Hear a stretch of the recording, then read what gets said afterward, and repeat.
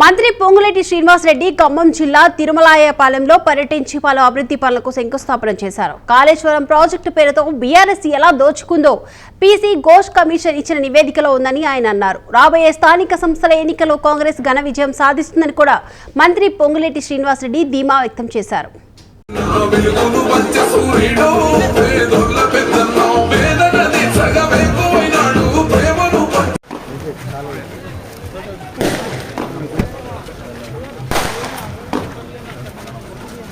కొంచెం ముందుకు వచ్చారు, కొంచెం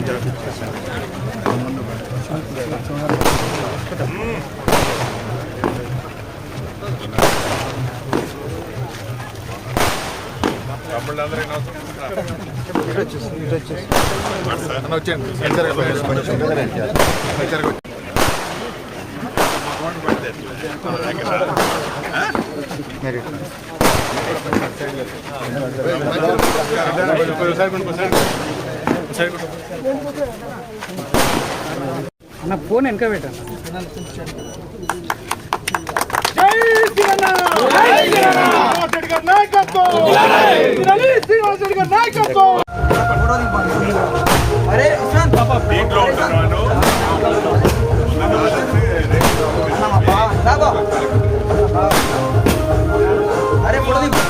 తమ్ముడు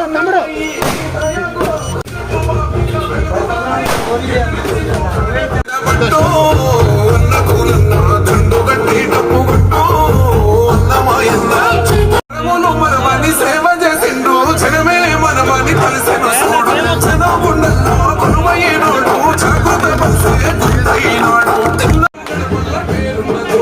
రక్తబంధం ఆయనమ్మో పొంగులేటి శ్రీరన్న సేవలెన్నో చేసినాడు పేదోళ్ళ పెద్దన్న.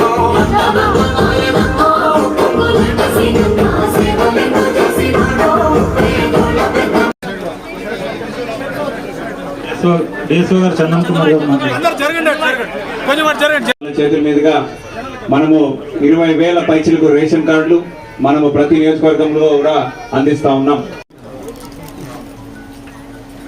ఆత్మ కమిటీ చైర్మన్ గారు, ఎక్స్ ఎంపీపీ గారు, ఎక్స్ జడ్బిటిసి గారు, పడిశాల పూలమ్మ, మట్టె నాగయ్య, పడిశాల పూలమ్మ,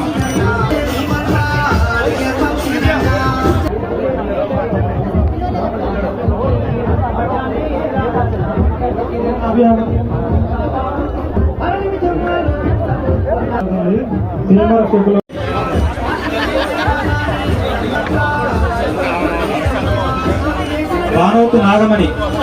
రాష్ట్ర ప్రభుత్వం నుంచి వారందరికీ ఎక్కడ కూడా డబ్బులు లేకుండా క్యాష్ ఫ్రీ ట్రీట్మెంట్ కూడా ఎంపైనెట్ హాస్పిటల్లో వారికి రాబోతుంది. కాబట్టి వాళ్ళందరికీ కూడా క్రియ అనేది నిరంతరం కొనసాగేది. ఎక్కడన్నా కానీ ఒకళ్ళిద్దరు మిస్ అయినా వాళ్ళు ఎటువంటి మళ్ళీ చెప్తున్నాను, ఏ పేదవాళ్ళు అభద్రతకు లోను కావద్దు. ఇందిరమ్మ ప్రభుత్వం అంటేనే మన పేదవాళ్ళ ప్రభుత్వం.